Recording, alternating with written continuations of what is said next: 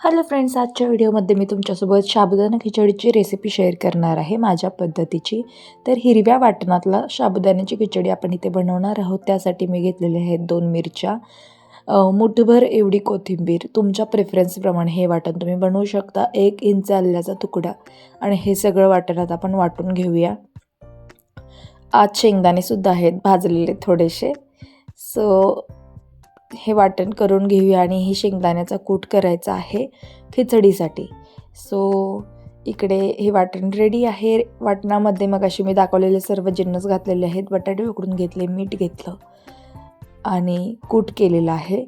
Then कढई तापवायची, त्यामध्ये कढीपत्ता घालायचा, जिरे घालायचे, ते चांगले तडतडू द्यायचे. त्यानंतर जे आपण वाटण केलेलं आहे ते घालायचं आणि देन मी गॅस बंद केला, कारण की वाटण करपण्याची शक्यता असते आणि करपलं तर त्याची टेस्ट चांगली लागत नाही.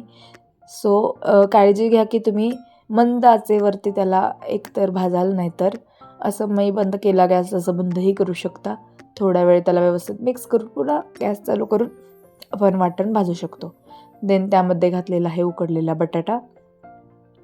आजकाल आवाज माझा खराब येत असेल, कारण की मला झालेली आहे सर्दी आणि खोकला, सो कसा खराब आहे, सो प्लीज मला समजून घ्या.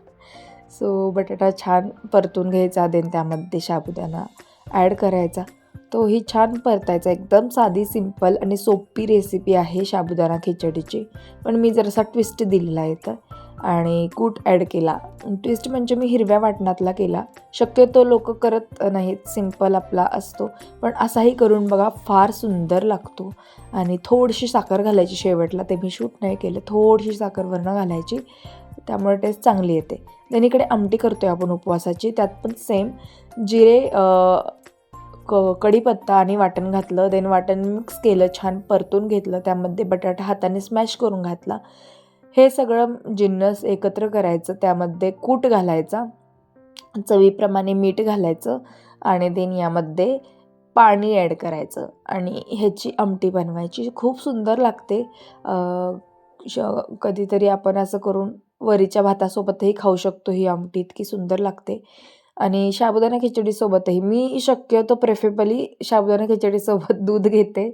आय नो इट्स वियर्ड, पण मला आवडतं दुधावरची साय आणि दूध साबुदाणा खिचडीसोबत. पण आमच्या आहोंनाही आमटी आवडते, सो मी त्यांच्यासाठी करते आहे, कारण की आज त्यांचाच उपवास होता.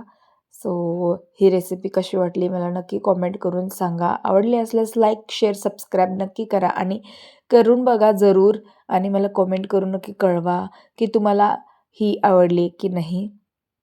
अशाच नवनवीन रेसिपीज पाहण्यासाठी चॅनलला सबस्क्राईब करा आणि बेल आयकन प्रेस करा, जेणेकरून ज्यावेळी मी नवीन व्हिडिओ अपलोड करेन त्याचं नोटिफिकेशन तुमच्यापर्यंत पोहोचेल आणि तुम्हाला तो एन्जॉय करता येईल. सो व्हिडिओ शेवटपर्यंत बघितल्याबद्दल धन्यवाद.